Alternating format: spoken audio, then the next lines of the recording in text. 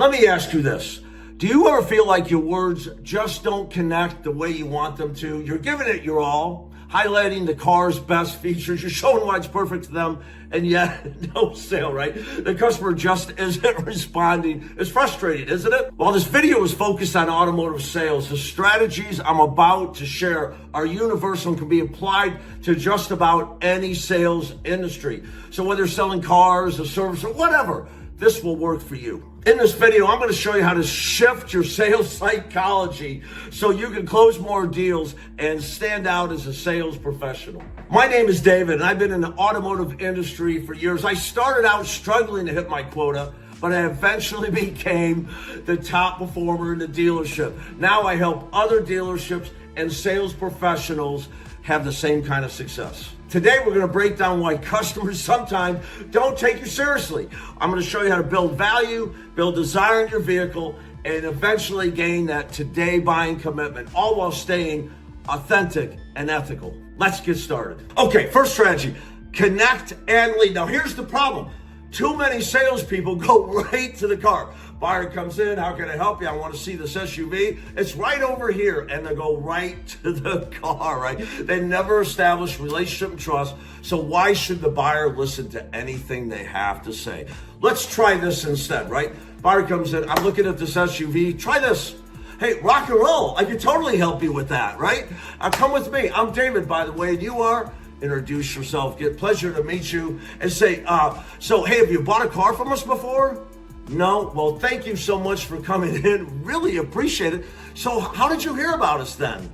Typically, they'll say the internet or a friend or drive by. Whatever they say, you affirm it. Oh, rock and roll. A lot of people go on our website, find our cars and great prices come in, so thank you for doing that. And by the way, did you drive to get here or do you live in the area? Now, what are we doing? We're connecting and leading. And as we're talking, we're walking indoors. See, this is about more than just facts and figures. You know what? Buying a car is emotional. It's about feelings, how they feel about you, how they feel about the car, and eventually how they feel about the numbers. Connecting and leading works because it says, I care about you. And people don't care how much you know till they know how much you care. Okay, number two, stop telling and start asking. Too many salesmen want to rattle off facts and figures. This is why you should buy. This is why you should buy. This is why you should buy. Of course, the buyer resists that, right? Don't we all resist being told what to do? So here's the fix. Let's ask some good questions. Let's let the buyer tell us, here's what I want, and here's why I want it. So how can I help you today? I'm looking for this SUV, rock and roll. We do what we did in the previous connect and lead. We have a seat and we say, okay, we're talking about that Jeep, for instance, right? We're talking about that Jeep. Hey, I love those. By the way, what got you interested in them? You know what's going to happen? We're going to have a conversation about their buying motive. What got them interested in the car? Typically what comes up, family, work, and play, we can use to kick open the door for them to convince us why they're buying the car. This is pretty big. Instead of us telling them why they should buy the car, we're getting them to tell us why they want the car. Then we ask them, what's important to you? We don't ask limiting questions like what color, what equipment. What's important to you? Again, they're signaling their hot buttons. They're giving you everything you need to know to sell them a car. You know why this works? When the buyer feels listened to and understood, they're more likely to listen to you to understand. Seek first to understand, then to be understood. Okay, here's number three. Use the features on your car to build this mental ownership, right? Too many people do this walk around. You know, when I was first trained back in the 80s, we did these 10-minute walk around competitions, and it was wrong. We were trained to tell everything we know in 10 minutes. That's not what this is about. When you get out to the car, make it about them, about their lifestyle. Because they're not buying a car, they're buying a lifestyle, right? And this works because they begin to mentally picture their life in the car. I might pop the hood and ask, hey, what kind of driving you do? Based on that, I can relate under the hood to them. I might open the side passenger door and say, hey, who's going to sit here? And I can get them in and out of the car and talk about their passenger's experience. Same with the backseat, right? How about the trunk or the hatch of an SUV? I'm going to open it up. I'm going to give them some facts. I'm going to drop some facts down and let them know I know my product. I'm a product expert. But those aren't relatable until I say, What are you going to use this for? And then we can look at how that works. Does that make sense to you? We want to have facts and we want to drop facts. It shows that we're knowledgeable. We're product experts.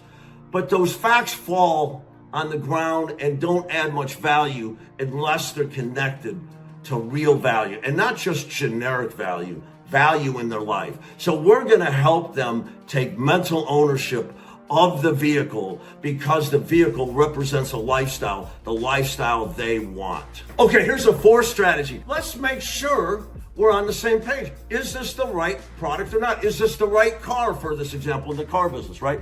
The psychology here is that most buyers fear making a bad decision. In fact, I think most people leave the dealerships not over prices, but over, they're not 100% sure. They're not 100% committed.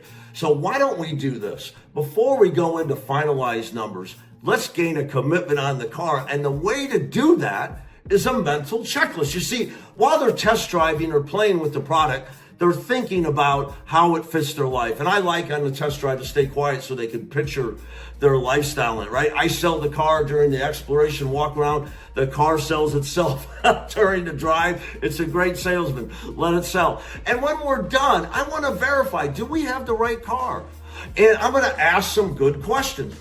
All these questions are personal. They're based on them and their lifestyle, right? I like to use three categories because subconsciously that's what's happening during the test drive. Comfort, performance, and equipment. That's really what their subconscious is testing on the drive. Am I comfortable driving this? Does it have the right equipment? Does it perform the way I want? Drive and handle, right? And these can mean many things, so I want to customize it to the buyer. Something like this. I might say, hey Dave, I know you spent a lot of time in your car, and I know it needs to be comfortable. So it's hard to even tell it's an SUV, right? Are you comfortable driving the car? Yeah, Rocco, so driving back and forth to work, you said it was 50 miles. You can adjust that seat, put that lumbar support. It's going to be great, right? Okay, fantastic. So we're comfortable. Let's talk about the equipment. I know what was real important to you was that hands-free phone. You wanted great stereo, and you wanted leather. We've got all that, right? Are you happy with the level of equipment on the car? Oh, rock and roll. I knew this package would be great for you. Okay, last let's talk about the performance. We have to like the way it drives, and I can tell when you're driving, you like to give it a little gas, right? You like to accelerate quickly. That's fantastic. So do I. Are we happy with the performance of the car? The way it accelerates, the handling? You are? Yeah, I knew you would be. It's hard to even believe this is an SUV the way it handles. You know what? I'm ready for my close, and that's sales tip number 5. Close without pressure. See, instead of if I could and all that, I'm going to say it like this. Sounds like, Dave, we found the right car for you. If I can work out the whole financial package, is this the car you want to drive home today? Close without pressure. I just took him through a checklist. Check, check, check. This is the right car for me. And I turned that checklist into a close. There's absolute zero pressure. It's a velvet hammer because you get a commitment and the buyer loves giving it to you. Now, these are 5 powerful strategies you can use right now to up your psychology game, right? You need to really, truly understand, not just go through the motions, not memorize things. You need to transform. You need to think better, right? And the psychology is part of it. You understand what you're doing and why it's a benefit to you. You know what? AutomotiveSalesCoach.com, Automotive Sales Coach Training, that's what we do. We not only teach you what to do to sell more cars and make more money, we make sure you understand why to do it. We're not looking for memorization, we're looking for transformation. And so if you own a dealership or you're part of a dealership, you want to level up your team, hit us at AutomotiveSalesCoach.com, right? And don't forget to like this video. Follow us for more. Drop us some questions, okay? And good selling. I'll see you next time.